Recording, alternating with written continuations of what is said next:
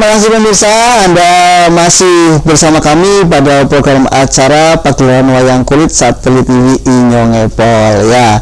Langsung saja pemirsa, tadi kita sudah bercerita bersama Pak Kuat tentang Wahyu Cakraningrat. Nah, tadi sempat terputus sedikit tentang siapa yang mendapatkan Wahyu Cakraningrat tersebut. Barangkali Pak Kuat silakan bisa melanjutkan ceritanya, Pak.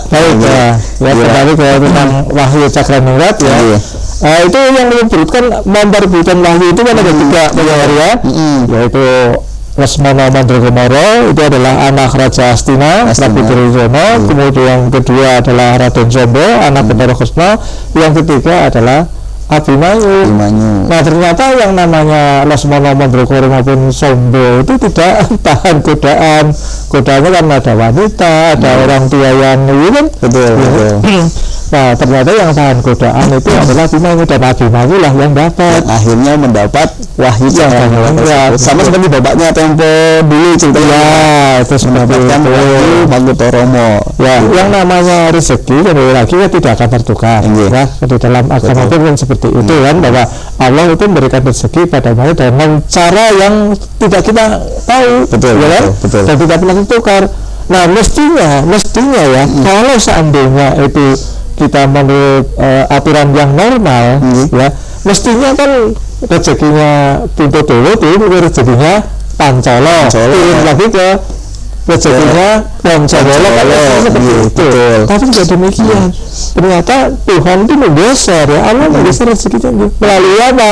Ya kok dilala pada waktu perang Bharatayuddha nih, perang Bharatayuddha, episode Abimanyu gugur ya kan? Itu ceritanya Prabu Pirtadawa itu diserang sama Kurawa. Nah, kemudian Abimanyu itu bisa melindungi. Akhirnya dialah yang gugur karena dihujani tanah yang itu juga tidak lepas daripada janjinya itu. Sumpahnya. Ketika dia itu senang kepada yang pernah eyangnya yaitu Dewi Utari, dia mengatakan bahwa dia itu belum punya istri, padahal dia sudah punya istri. Betul. Jadi itu sendiri, dia anaknya Prabu Bathara Kresna. Dia sumpah bahwa seandainya dia tidak punya istri, maka dia itu mau gugur dihujani 1000 tanah.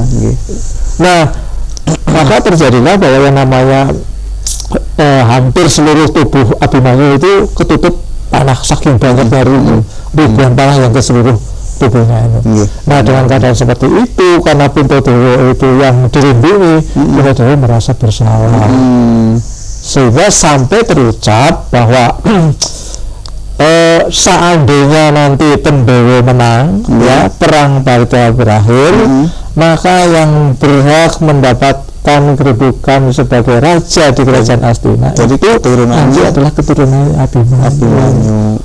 Nah, karena Pinto Dewa adalah orang sakti, ucapannya nanti disekseni jagat dan maka terjadilah garis keturunan raja bergeser jadi ke keturunan Abimanyu. Makanya Parikesit yang menjadi raja. Nah, Parikesit itu sendiri ketika lahir dia sudah terancam hidupnya ketika waktu masih bayi, ya kan? Ini ada di dalam episode Aswatama Landak. Rasanya belum pernah diadukan ini ya. Belum. Nah, dalam episode Aswatama Landak itu bayi yang namanya Parikesit itu masih bayi, itu ditunggu oleh eyangnya juga, pernah eyangnya kayak Ratu Banwati dan sebagainya. Tapi kalau orang-orang zaman dulu ya, kalau ada bayi lahir, kan bayi itu di sandingnya itu ada gunting, ada pisau dan sebagainya. Kalau cara Banyumas sama ya sambetan ya, seperti dengan senjata keris pulang geni kalau nggak salah itu. Salah satunya ada keris pulang geni. Iya.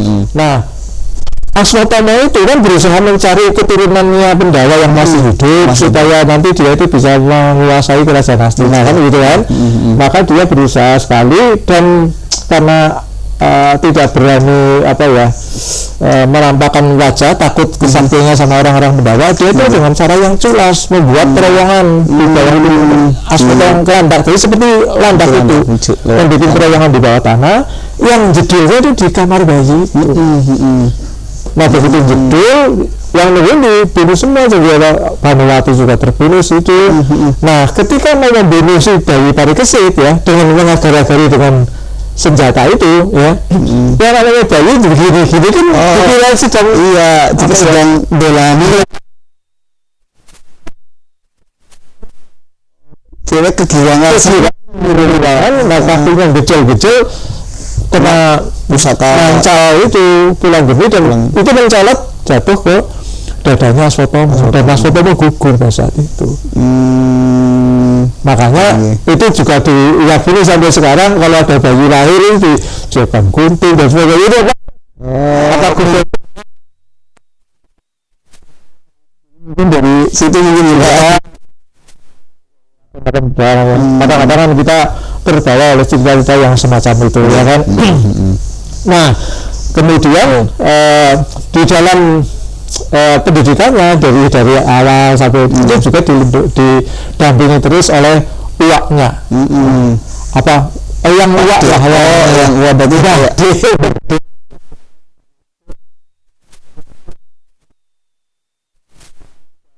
Resi Curigonoto yaitu yang mendidik, mempersiapkan dia menjadi raja di kerajaan Hastinapura. Jadi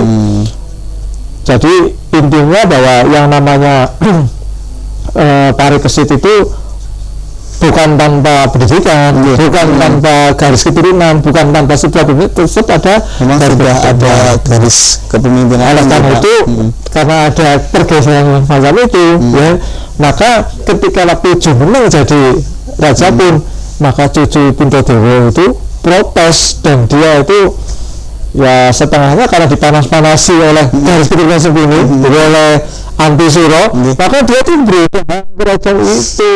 Jadi sebetulnya itu cuma dalam cerita tersebut. Jadi intinya bahwa akhirnya Parikesit yang menjadi raja. Nah, yang Antisuro yang dibunuh, kemudian Pancawala diberitahulah bahwa itu ceritanya dari seperti ini, diluruskan karena itu juga dari eyangmu juga menyatakan seperti itu. Oke, seperti biasa Pak. Kemudian apa sih pesan-pesan yang mungkin pemirsa bisa ambil dari kisah ini Pak? Banyak sebetulnya yang bisa kita ambil. Yang pertama tentunya bahwa untuk menjadi sesuatu, ya kan, tidak didapat dengan begitu saja. Tetap ada upaya-upaya atau ikhtiar-ikhtiar yang dilakukan oleh diri sendiri atau doa dari orang-orang sebelumnya, ya kan. Maka dari itu kan kita juga yang namanya orang tua kita harus patuh, harus hormat. Ya. Bahkan kalau kita mengacu di dalam agama Islam ini, mengacu kepada surat Al-Isra ayat 23, kita itu ngomong saja kepada orang tua kita itu nggak boleh. Apalagi nya ditambah dan seterusnya. Saja nggak boleh. Saja nggak boleh ya Pak. Seperti itu. Ternyata eyangnya berusaha dia mendapatkan wahyu supaya keturunannya menjadi raja. Makanya berusaha mendapatkan wahyu supaya keturunannya jadi raja. Ya. Di samping itu juga dia itu melalui pendidikan yang Mbah Dewa itu, yaitu dia persiapkan untuk menjadi raja adalah seperti apa, yaitu kautamaning Prabu itu harus ilmu itu harus punya. Di samping itu kan tentunya lingkungan dari Arjuna itu kan sudah paham tentang Hastabrata, ya kan? Maka garis 8 laku yang dimiliki oleh pimpinan juga tidak boleh dilepaskan. Sehingga dengan demikian menjadi raja juga tetap ada upaya-upaya, tetap ada hal-hal yang ditingkatkan supaya mempunyai kapabilitas yang bagus, ya.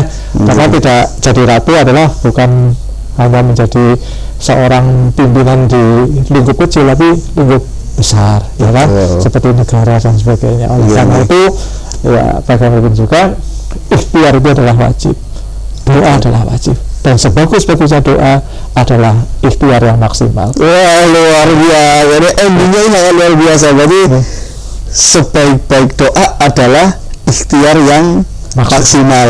Oke, sangat luar biasa sekali Pak. Dari kisah-kisah berikut ini mungkin para pemirsa sudah tidak sabar Pak, kepengen menonton seperti apa lakon Pari Kesit Jumeneng Ratu ini Pak. Soalnya tadi saya sudah mendengar cerita juga dan endingnya sangat menarik sekali tuh Pak, bahwa sebagai doa adalah ikhtiar yang maksimal, sangat luar biasa Pak. Oke, baik Bapak, terima kasih atas ilmu yang sudah dibagikan pada malam hari ini Pak.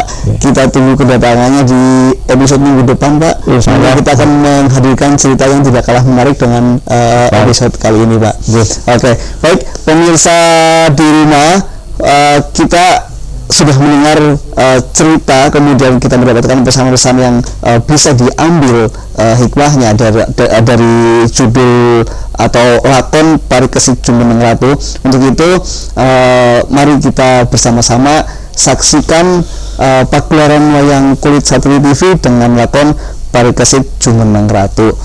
Saya Ato Rastianto bersama seluruh kru yang bertugas pamit undur diri, sampai ketemu minggu depan. Assalamualaikum warahmatullahi wabarakatuh. Selamat menyaksikan. Terima kasih Pak. Kita ketemu lagi Pak. Nanti kita cerita panjang lebar. Sudah on ini ya, sudah off ya. Oke, sip.